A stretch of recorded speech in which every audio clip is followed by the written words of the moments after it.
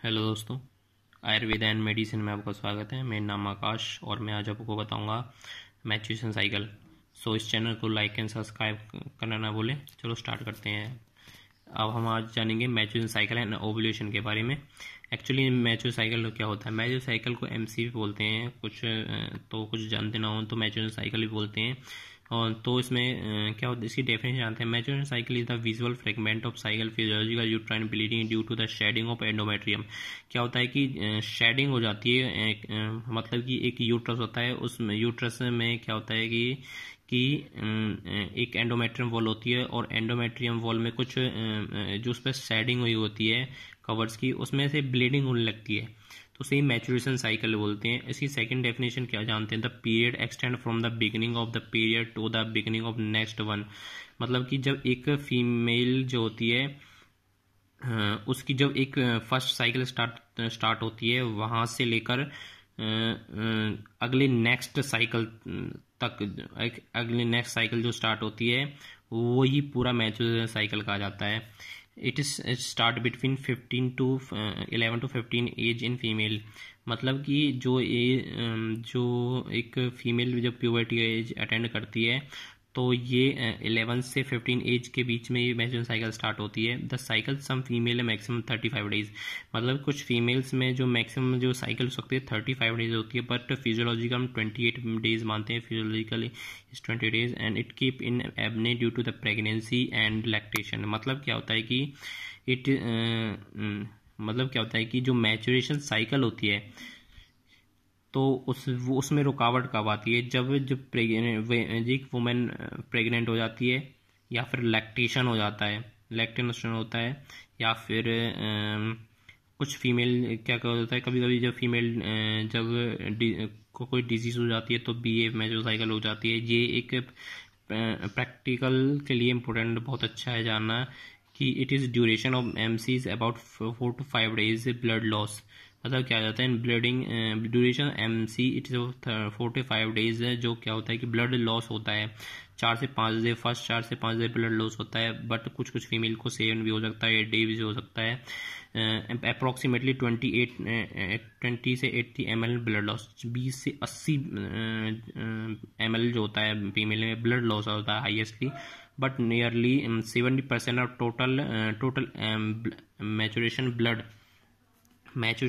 Loss in first 2 days. जो एक female में जो मैच्योरेशन जो ब्लड लॉस होता है वो मैक्सिमम 70% फीमेल्स को 2 डेज में तक ज़्यादा ब्लीडिंग हो सकता है।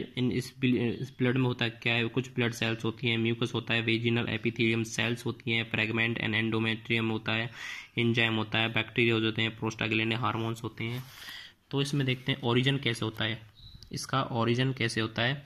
The germ cell migrate from, कुछ जर्म सेल जो होती हैं माइग्रेट करती हैं endometrium yolk sac in the endometrium cell के yolk in the region of hindgut. मतलब कि कुछ जो जर्म सेल थी वो मूव कर रही थी, कुछ जर्म सेल थी जो मूव कर रही थी इन द हाइंडगट रीजन। मतलब कि हाइंडगट रीजन होता है कहाँ है? ये इस रीजन में होता है, ये लोअर साइड ऑफ द एक ये सब होता है इंटर यूट्राइन लाइन, मतलब बर्थ से पहले। ये बर्थ से पहले ये डिवीजन ये होता है। और इसमें क्या होता है कि जो जर्म सेल होती हैं वो मूव करती हैं ऊपर से नीचे, तो यहाँ पर जाकर ये रुक जाती हैं और यहाँ पर डिवीजन करती है। ये टाइम कब होता है? जब फीमेल जब प्रेग्नेंट होती है, वो से 5 से 6 वीक में होता है ऑफ द गैस्ट्रेशन जब बच्चा डेवलपमेंट होता है उसका 5 से 6 वीक में। अब देखते हैं ओजेनेसिस, एक ओवम बनता कैसे है। ओवम कैसे बन रहा है कि intrauterine life is 5 to 6 week. जो इंट्रायूट्राइन लाइफ है 5 से 6 वीक में, 5 से 6 वीक में होता है ये सब। और कुछ जर्म सेल आकर रुक जाती हैं और वहाँ पर डिवीजन करने लगती है। क्या होता है कि 20 वीक्स में माइटोटिक डिवीजन होती है, और 20 वीक्स में जाकर ये जो होती है 20 वीक्स में जाकर 20 वीक्स में डिवाइड होती है, और ये 70 मिलियन इसका नंबर पहुंच जाता है, 70 मिलियन तक इसका जो नंबर पहुंच जाता है। और ये क्या होता है कि इसमें माइटोट डिवीजन होती है। माइटोट डिवीजन क्या होता है कि उसमें क्रोमोसोम नंबर डिवाइड नहीं होता, और और वो अपनी जैसी ही कॉपी बना देता है दूसरी। इसमें क्या होता है कि ये जो जर्म सेल थी ये 70 मिलियन सेल में कन्वर्ट हो जाती हैं, और 7 मंथ में क्या होता है कि 7वें महीने में क्या होता है कि ऑफ द गेस्टेशन, जब फीमेल प्रेग्नेंट होती है तो क्या होता है कि 7th मंथ में द फर्स्ट मियोटिक डिवीजन, जो पहली मियोटिक डिवीजन होती है, पहली मियोटिक डिवीजन में क्या होता है कि जो फर्स्ट ओसाइट होता है, और ये फर्स्ट ओसाइट्स में होता क्या है, इसमें जर्म सेल्स में फर्स्ट मियोटिक डिवीजन होती है। और फर्स्ट मियोटिक डिवीजन्स में इसमें क्या होता है कि इसमें मियोटिक डिवीजन होती है, इसमें क्या होता है कि ये जो डिवीजन होती है वो कंप्लीट नहीं हो पाती। ये कंप्लीट इसलिए नहीं हो पाती क्योंकि ये डिप्लोटियन स्टेज में पहुंच जाती है, और डिप्लोटियन स्टेज में जाकर उस प्यूबर्टी एज में प्यूबर्टी नहीं, इंट्रायूट्राइन लाइफ में होता है ये डिवीज़न। जब बच्चा जब गर्भ में होता है क्या उसमें क्या होता है, डिप्लोटियन स्टेज में पहुंच जाती है और मीन नॉट डिवाइड, ये डिवाइड नहीं कर पाती, ये अरेस्ट हो जाती है। ये स्टेज जो डिवाइडेशन की होती है अरेस्ट हो जाती है। इसमें क्या होता है कि वहाँ पर कुछ स्ट्रोमल सेल जो होती है आउटसाइड उसके ओसाइड्स के उस तरफ फॉर्मेशन हो जाता है, और उसके चारों तरफ एक और लेयर बनती है जो प्रीमोडियल सेल फॉलिकल होती है। ये सेल इंपॉर्टेंट होती है जो न्यूट्रिशन प्रोवाइड करती है, इसकी ग्रोथ करती है। ये इसको प्री ग्रेनुलोसा सेल होते हैं। ये इंपॉर्टेंट वर्ड है, इसको आगे एक्सप्लेन करती हैं। ये करती क्या आगे, ये फ्लैट सेल्स होती हैं जो ऐसी दिखती है, फ्लैट सेल्स बिल्कुल। इट इज बर्थ टाइम, ये जो बर्थ टाइम है पर at estimate 2 millions birth time पर ये 2 मिलियन तक पहुंच जाती है इसकी डिवीजन। कुछ डिजेनरेट 7 से 2 मिलियन पहुंच जाती है, और कुछ डिजेनरेट हो जाती हैं। और देखते हैं कि ये तो बात कर ली हमने इंटरयूट्राइन लाइफ की। अब देखते हैं कि जब बच्चा जन्म लेता है उसमें क्या होता है कि जब एक फीमेल जब जन्म लेती है तो क्या होता है कि एक मीनोपोज होता है, चाइल्ड एज में पूरा मीनोपोज होता है, कोई डिवीजन नहीं होती। बट जब फीमेल प्यूबर्टी एज अटेंड करती है तो उसमें क्या होता है कि वो 11 से 15 मंथ में ईयर में होता है। उसमें क्या होता है कि जब पूरा डेवलपमेंट हो जाता है का फीमेल तो वो तो प्यूबर्टी एज अटेंड करती है। तो उसमें क्या होता है कि जो फर्स्ट ओसाइट थी जिसका डिवीज़न रुका हुआ था वो फिर से डिवाइड करती है। उसमें मियोटिक डिवीज़न क्या होता है, वहाँ पे तो सेल डिवाइड नहीं हो रही थी, जो क्रोमोसोम डिवाइड नहीं होते, पर यहाँ पे क्रोमोसोम जो होते हैं वो डिवाइड होते हैं, और वो क्या करते हैं कि मियोटिक डिवीज़न होती है उसमें वो ओसाइट में कन्वर्ट हो जाते हैं।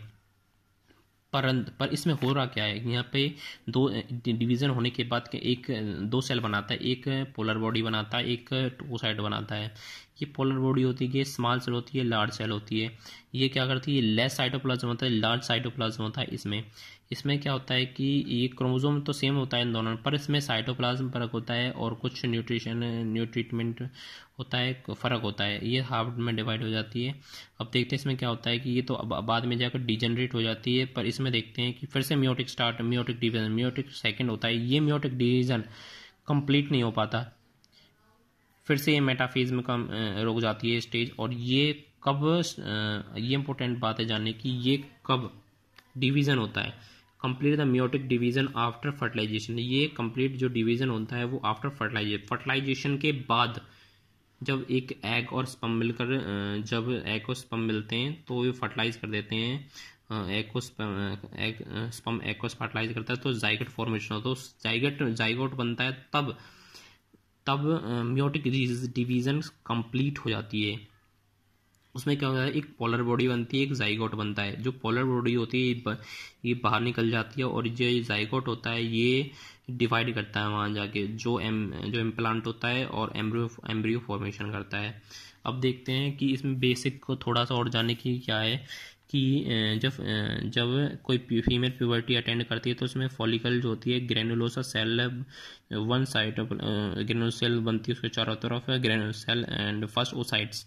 ये फर्स्ट ओसाइट है, जब ये ग्रोइंग फेज में पहुंचता है तो क्या होता है कि इसमें जोना पेलोसिडा कुछ लेयर बन जाती हैं और थिका सेल्स होती है, और जोना पेलोसिडा ग्रेनुलोसा सेल से बहुत सारी इसके चारों तरफ लेयर बन जाती हैं। और जब ये ओवुलेशन होता है, जब ये लेयर ओवुलेशन के दौरान ये लेयर तो रह जाती है, बट ये सेकेंड ओसाइट ये बाहर निकल जाता है। और इसमें जो कवरिंग होती है वो जो कवरिंग थी वो जो रह जाती है वो कॉर्पस लूटियम बन जाती है। कॉर्पस लूटियम से जो कॉर्पस लूटियम था वो सिर्फ वो जाइगोट को न्यूट्रिशन प्रोवाइड करता है। अब देखते हैं कि न्यूट्रिशन में क्या प्रोवाइड करता है, ये हम आगे जानेंगे। अब फॉलिकुलर फेस, अब देखते हैं इसमें फॉलिकुलर फेस होता है, कुछ डिटेल में जानने की जरूरत है। अब देखते हैं कि गायनिकोलॉजी में हम थोड़ा डीप चलते हैं, क्या देखते हैं कि ये एक यूट्रस होता है। इस यूट्रस में ये ओवरी होती है। ओवरी जब हम मैग्नीफाई करते हैं तो इसमें ऐसा दिखता है, इसमें साइकिल चलती रहती है। इस साइकिल में होता क्या है कि ये फर्स्ट ओसाइट से सेकंड ओसाइट बनता है, ओसाइट से ओवल्यूशन होता है, ओवल्यूशन से जब हो जाता है तो कवरिंग रहती है, कॉर्पस लूटियम बनता है और कॉर्पस लूटियम बाद में जाकर डीजनरेट हो जाता है। अब देखते हैं कि जो इसके बीच में क्या हो रहा है, इसको ग्रोथ को जानेंगे हम आगे। अब इसके बीच में होता क्या है। फर्स्ट ओसाइट थी उसमें होता क्या है, जो फर्स्ट ओसाइट्स थी उसमें ये फर्स्ट ओसाइट जो स्ट्रोमा सेल्स जो होती हैं, ये स्ट्रोमा उसके चार स्ट्रोमा सेल्स होते हैं। स्ट्रोमा से प्रीडोमिनेंट फॉलिकल था उसमें, जिसे हम प्री ग्रेनुलोसा सेल बोलते हैं। इसकी जो साइज होता है 8 से 20 माइक्रोन भी होता है और बट जो न्यूक्लियर होता है वो 12 माइक्रोन होता है। और ये जो होता है growth is not depend on hormones. ये ग्रोथ जो होती है वो डिपेंड नहीं करती हार्मोन्स पर। ये ग्रोथ जो होती है वो हार्मोन्स पर डिपेंड नहीं करती। आगे देखते हैं इसमें, जब ये जो प्री ग्रेनुलोसा सेल थी ये आगे क्या करती है, ये ही इसको न्यूट्रिशन प्रोवाइड करती है। और ये न्यूट्रिशन प्रोवाइड में क्या होता है, जो कुछ सेल्स फॉर्मेशन होता है जिसे हम कॉर्निया रेडियाटा भी कहते हैं। और ये पोलर बॉडी जब ये डिवाइड होता है जब फर्स्ट इसकी डिवाइड होता है तो क्या होता है कि प्लाज्मेटिक डिवीजन होती है, तो क्या होता है कि पोलर और डीजनरेट, जो पोलर बॉडी होती है वो डीजनरेट होती है after some time. But first oocyte zone of pellucida formation होता है। ये जोन ऑफ पैलिसोडा ये लेयर फॉर्मेशन होती है एंड लिवाइन मेम्ब्रेन, एक लिवाइन मेम्ब्रेन इसके अंदर होती है। और ये प्रीवेलाइन स्पेस होता है। ये क्या होता है प्रीवेलाइन स्पेस, एक्चुअली क्या होता है कि जब ओसाइट जो होती है ये ग्लाइकोप्रोटीन सिक्रीट करती है।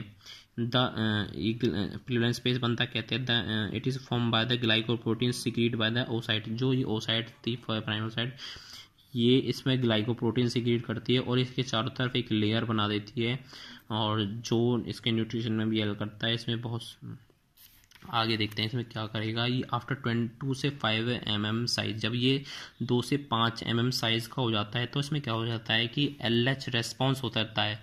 लूटिंग एक हार्मोन होता है जो पिट्यूटरी ग्लैंड के द्वारा पिट्यूटरी के द्वारा रिलीज होता है। इसमें क्या होता है रेस्पॉन्स टू डिवीजन, जो रेस्पॉन्स करता है डिवीजन में। इसमें क्या हो रहा है कि डिवीजन में हेल्प कराता है। ये सेकेंड ओसाइट में कन्वर्ट हो जाता है। और सेकेंडरी ओसाइट में हो रहा क्या है, यहाँ पर देखते हैं कि इसकी चारों तरफ बहुत सारी लेयर्स फॉर्मेशन हो जाती हैं। ये विलाइन मेम्ब्रेन थी, ये प्रीविलाइन मेम्ब्रेन थी और इसमें क्या होता है कि जॉन ऑफ पैलिसोडा एक नई लेयर और बनती है, जॉन ऑफ पैलिसोडा।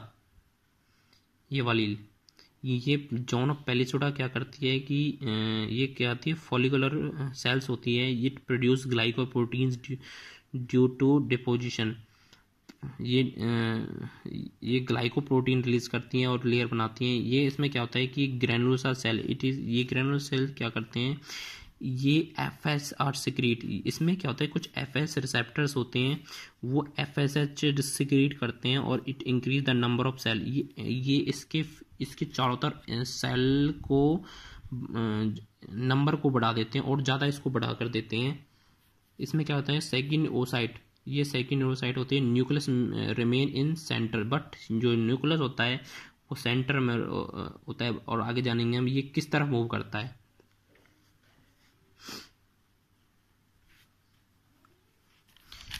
आगे जानते हैं कैसे ये मूव करता है। आगे देखिए इसमें जब इसका साइज इंक्रीज होता है तो इसमें कुछ स्ट्रोमल सेल्स होती हैं, कुछ ग्रेनुलर सेल्स होते हैं, कुछ आउटर थिका आउटर एक सेल बन जाती है। इसके चारों तरफ थिका इंटरनल जोन बन जाती है। बट जो इसमें ग्रेनुलर सेल्स होती हैं ये अंदर ही होती हैं। यही इसको न्यूट्रिशन प्रोवाइड करती है, इसलिए इसके बिल्कुल पास होती हैं ये। अब देखते हैं इसमें क्या होता है कि डोमिनेंट फॉलिकल फॉर्मेशन, मतलब कि ऐसी बहुत सारी सेल्स बनती है, एक नहीं बनती, इसमें बहुत सारी सेल्स बनती है एक्चुअली। जो डोमिनेंट होती है, जो सबसे ज़्यादा, जिसमें FSH डोमिनेंट मतलब क्या होता है, जिसमें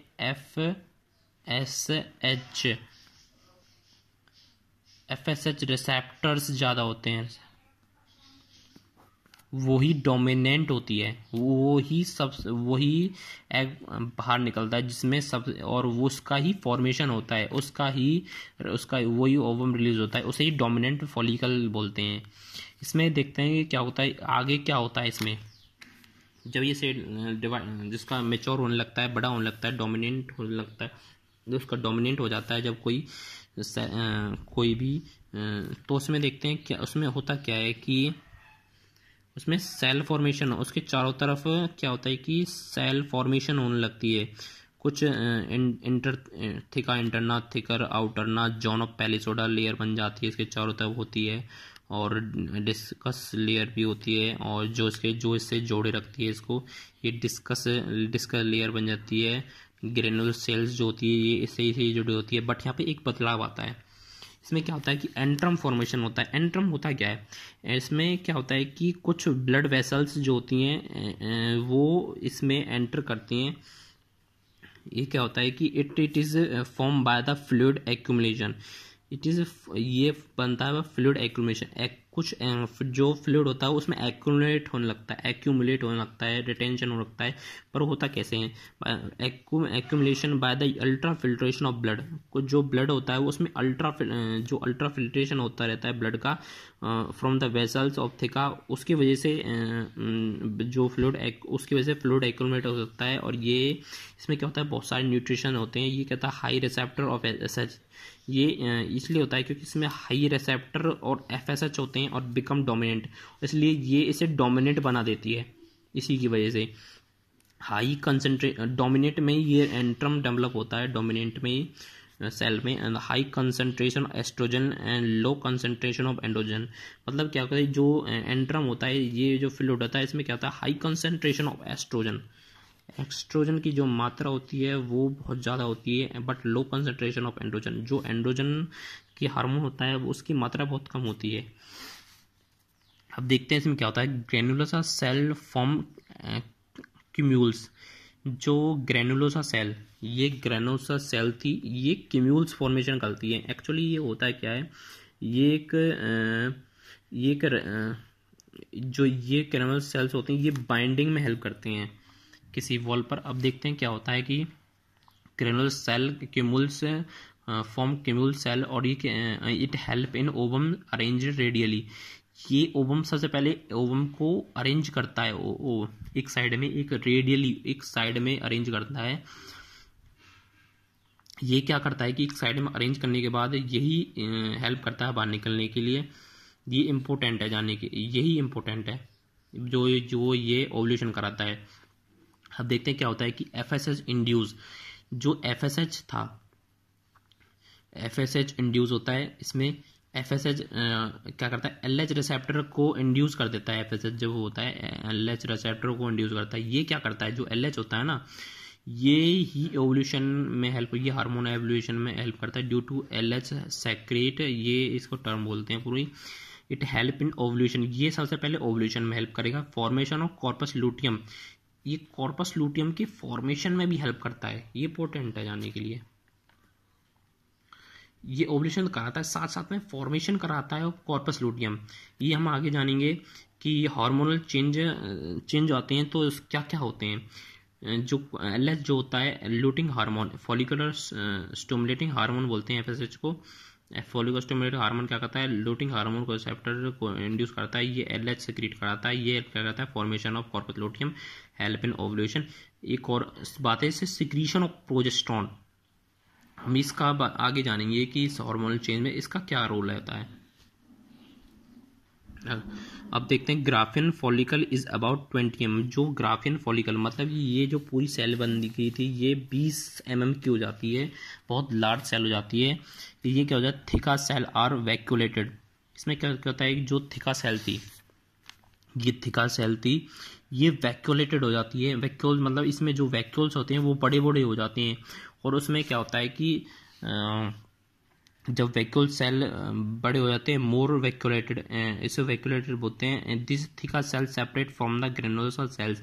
जो थिका सेल थी वो आज सेपरेट मतलब जब वो बड़े होंगे तो वो क्या कहते हैं, वो सेपरेट होने लगेंगे एक दूसरे से, उसका साइज इंक्रीज होने लगेगा। तो उसमें क्या होगा, formation granular cell by the polymerisation membrane, और एक पॉलीमराइजेशन मेम्ब्रेन से वो सेपरेट होने लगते हैं। LH हेल्पिन पॉलीमराइज, जो लूटिंग हार्मोन था, जो ओवल्यूशन का रहा था, वही ये रिस्पॉन्सिबल होता है कि depolarisation due to it help in vacuole vascularisation of the granulosa cell. वो जो LH था वो क्या करता है कि इसमें जो ग्रेनुलोसा सेल थी, ग्रेनुलोसा सेल्स में क्या करता है कि ये वेसल्स का जो वेसल्स होती है वो वेस्कुलाइजेशन, उसमें वेसल्स का फॉर्मेशन कराता है LH, और इसको न्यूट्रिशन प्रोवाइड करता है। इसमें क्या होता है, LH help in depolarisation, help in vacuoles, follicular fluid, जो फॉलिकल्स का जो फ्लूइड था वो इंक्रीज हो जाता है, जो ग्रेनुलर सेल्स का उसका जो फ्लूइड था इंक्रीज हो जाता है। It help in hormone, it have many hormones enzymes, inhibitors होते हैं उसमें फ्लूइड में बहुत सारे इनिबिटर होते हैं। 1 किलोमीटर लगता है जो फ्लूइड्स में बहुत सारे इनिबिटर्स होते हैं, कुछ हार्मोन्स होते हैं। अब ये तो हो गया इसकी फॉर्मेशन। अब देखते हैं कि इसमें ओव्यूलेशन होता कैसे है। ओव्यूलेशन का मैकेनिज्म देखते हैं सबसे पहले, ये इंपॉर्टेंट बात है जानने की। देखते हैं कि सबसे पहले क्या होता है, जो डोमिनेंट फॉलिकल जो होता है reach the surface of ovary. जब एक डोमिनेंट फॉलिकल था, जो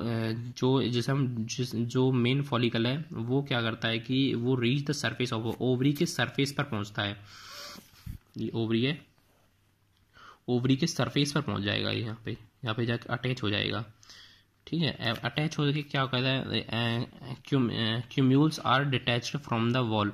एक्चुअली जो इसके भीतर जो क्यूम्यूल्स थे ये ऐसे थी, तो ये एक साइड से जुड़ा हुआ था, ये क्यूम्यूल्स फॉर्मेशन कर रहे थे, तो ये क्या होता है, डिटैच हो जाता है और ये फ्लोट करने लगता है इसके अंदर। तो क्या होता है कि ये फ्लोट करने लगता है, तो फ्लोट फ्रीली इट।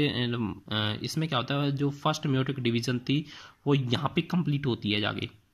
जो फर्स्ट मेयोटिक डिवीजन थी वो जो सेकेंडरी ओसाइट की वो यहाँ पे कंप्लीट होती है।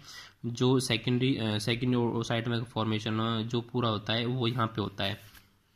इसमें देखते हैं कि complete polar body out in the cell, मतलब कि जो पोलर बॉडी होती है वो आउट सेल के बाहर चली जाती है। फॉलिकुलर वॉल, जो दूसरी सेल बन रही थी, follicular wall near the ovarian surface, जो follicular wall near the ovarian surface, near the ovarian surface, surface पर पहुंचते हैं। Stigma help in like conical projection, conical projection, मतलब कि जो स्टिग्मा थे वो जब ये फॉलिकुलर तक पहुंचती है, यहाँ पर पहुंचती है, यहाँ पे एक स्टिग्मा डेवलप हो जाता है। जब ये फ्लोट करती है तो यहाँ पर एक कोने में एक स्टिग्मा डेवलप हो जाता है ओवम का, ओसाइट्स का। ये पूरी सेल होती है, ये यहाँ पर एक पूरा स्टिग्मा डेवलप हो जाता है। इसमें क्या होता है कि यहाँ पे ही होने लगता है कुछ, ये जो stigma develop conical projection, it penetrate the ovum surface.